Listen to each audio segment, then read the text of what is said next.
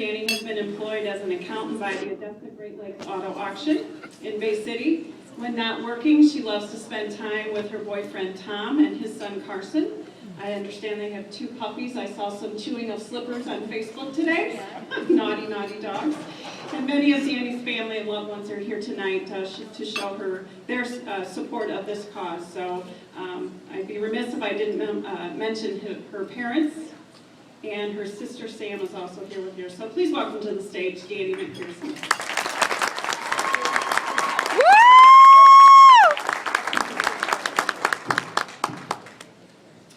Hi, I want to thank you all for coming tonight. It means a lot to not only me, but my family and the family of other CF patients who are here with us today, to have you out here to support something that is so close to our hearts. I know that some of you tonight were here last year, and some of you know more about CF than you'd like to, just based on your personal experiences.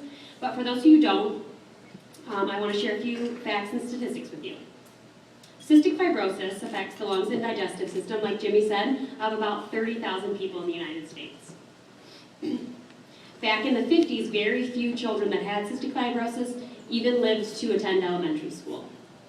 But now, the life expectancy has gotten to 37, which gives me about 15 more years.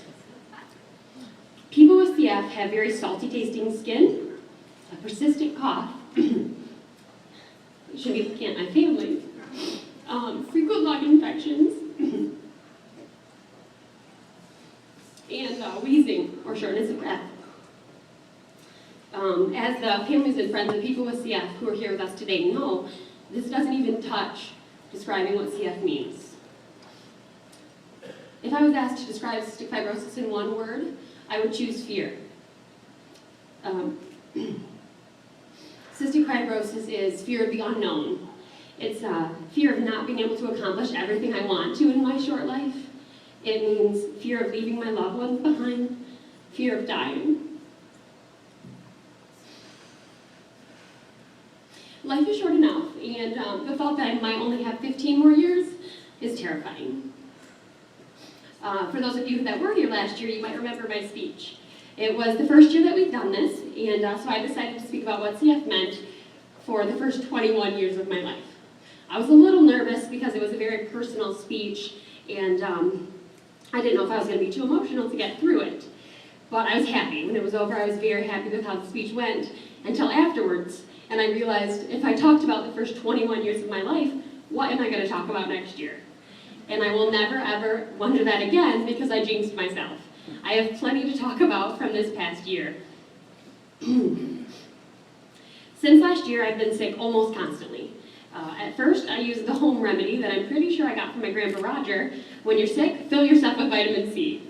So I chewed those disgusting tablets a few times every day. I chugged orange juice that I hate, and I just tried to pack myself full of vitamin C. A week or so after trying that with absolutely no luck, I caved and decided I needed to call my doctor.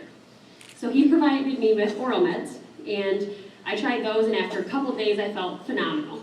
Just the fact that I got to sleep through the night without coughing was enough to make me happy.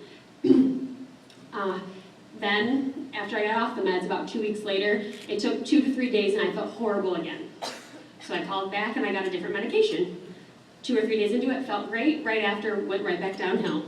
And this cycle went on for months and months. And then in June, my doctor decided to give me IV medications. And this whole summer has been a blur for me. I had a PICC line put in my arm so that I could do the IV medications. I had a crazy home nurse who came over and told me that I was going to die. I had 2 horrible hospitalizations, 15 lost pounds that I can't get back, and a month of waking up at 4 a.m. to start my IV treatments before I would go to work for the day. Countless sleepless nights, countless tears, countless breakdowns, and countless nights of coughing. It's amazing how horrible experiences like these can make you realize how blessed you really are. Through all of this, my mom dropped everything going on in her life, and she came to stay with me. slept in the basement so she could be there during the day to do my grocery shopping, and laundry, cooking, cleaning, everything in between. She had to hold back the tears when the doctors told me not only did I have a deadly lung infection, but I'd also become septic. She had to be strong for me when I gave up. She had to assure me that not only would I see my 23rd birthday, but I would live to see my 50th. She told me that this wasn't the time to give up, but this was the time to fight harder than I'd ever fought in my entire life. My boyfriend had to pound on my back and chest for hours while I coughed uncontrollably, often so hard that I'd pull multiple muscles in my back and muscles in my stomach. He had to hold me while I cried, unable to explain all of the emotions that I was having. Would I live to travel the world? See my baby sister get married? Would I live to my lifelong dream to be a mom? Everything seemed completely out of control, out of my control.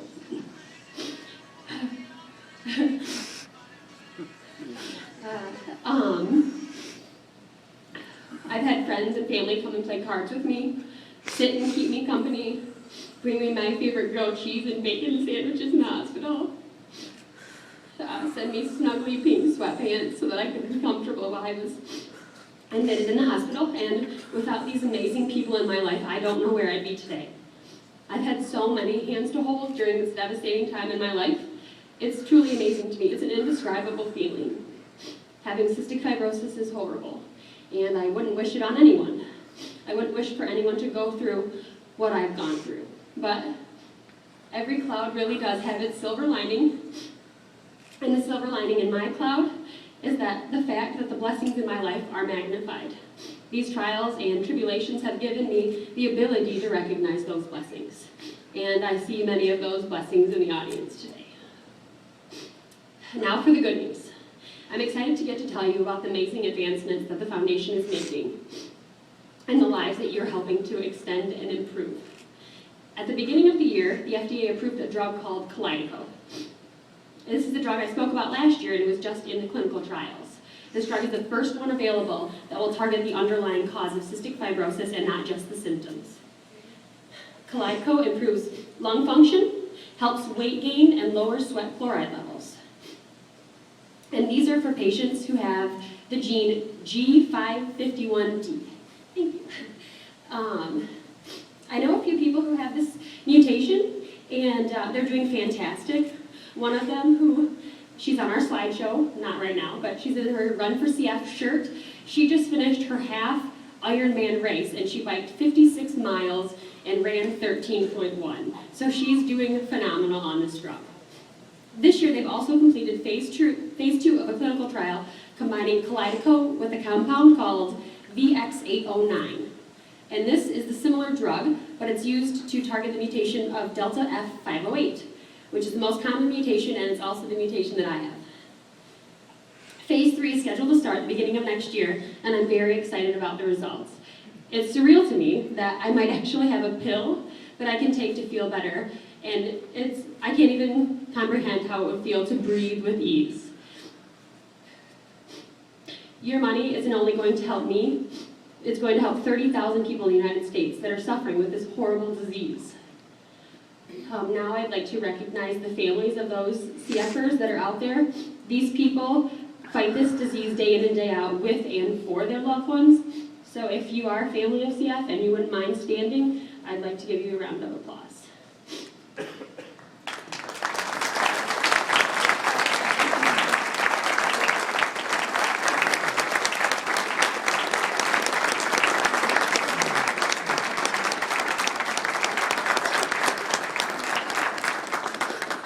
And I just want to thank you all for coming here today. Your support and generosity are changing my life, and I can't thank you enough for that.